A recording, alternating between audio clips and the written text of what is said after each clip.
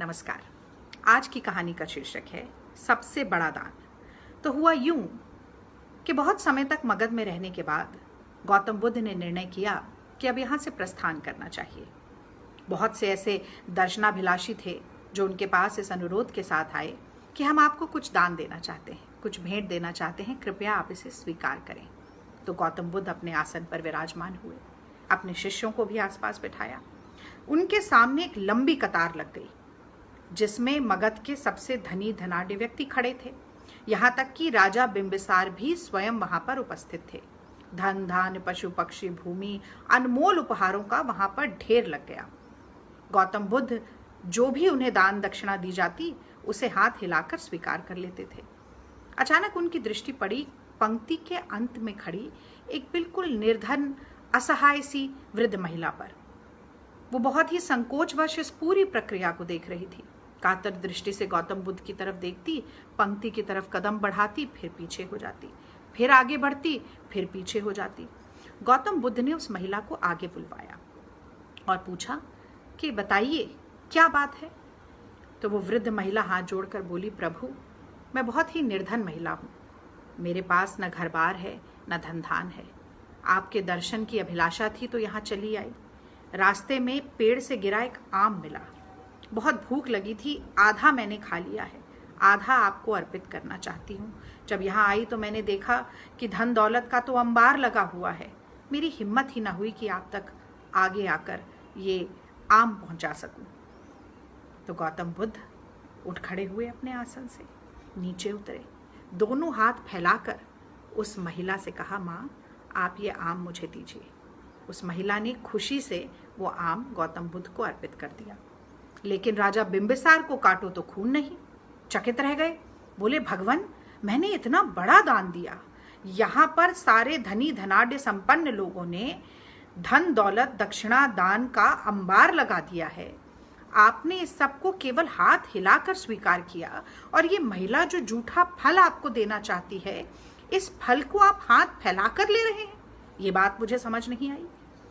गौतम बुद्ध मुस्कुराए, कहा कि आपने सही बात बोली है राजा बिंबिसार, आपने बहुत बड़ा दान मुझे दिया।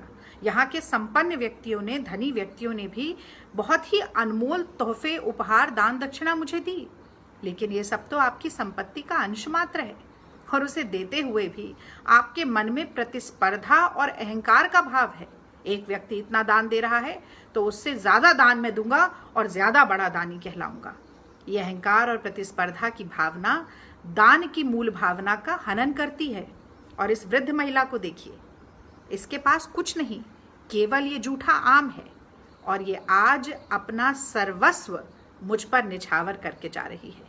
और इस दान के पीछे इसके मन में केवल प्रेम और श्रद्धा का भाव है।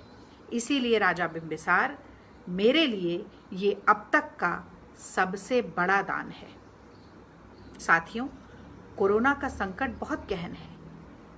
ऐसे समय में मैं समझती हूँ हर व्यक्ति कुछ ना कुछ मदद कर रहा है, लेकिन उस मदद के पीछे, उस दान के पीछे क्या भावना होनी चाहिए, ये गौतम बुद्ध की इस कहानी से हमें समझ आता है, जो ये सिखाती है कि अहंकार और प्रतिस्पर्धा की भावना दान की मूल भावना को खत्म कर देती है, उसका हनन कर देती है। और इसी के साथ मैं एक बात और जोड़ना चाहूँगी। कल जब मैंने दानवीर कर्ण की कहानी सुनाई तो बहुत से साथियों ने मुझसे प्रश्न किया। उन्होंने कहा कि आपने तो राजा महाराजा की कहानी सुना दी, हम तो इतने संपन्न व्यक्ति हैं नहीं कि लाखों करोड़ों का दान करें, हजारों लाखों लोगों की मदद करें, तो हमारे दान का क्या अर्थ है। तो याद कीजिए, गौतम बुद्ध ने तो जूठे फल को भी सबसे बड़ा दान बताया था। और इसी संदर्भ में आपने ये कहावत तो सुनी होगी कि बूंद बूंद से घट भरे। हेलन केलर ने भी एक बहुत ही खूबसूरत बात इस संदर्भ में कही है। उन्होंने कहा, I am only one but I am one. I can not do everything but I can do something, and just because I can not do everything I will not refuse to do the something that I can. यानी कि हम सब कुछ तो नहीं कर सकते, पर हम कुछ तो कर सकते हैं। और सिर्फ इसलिए कि हम सब कुछ नहीं कर सकते, जो कुछ हम कर सकते हैं उसे करना कभी नहीं छोड़ना चाहिए।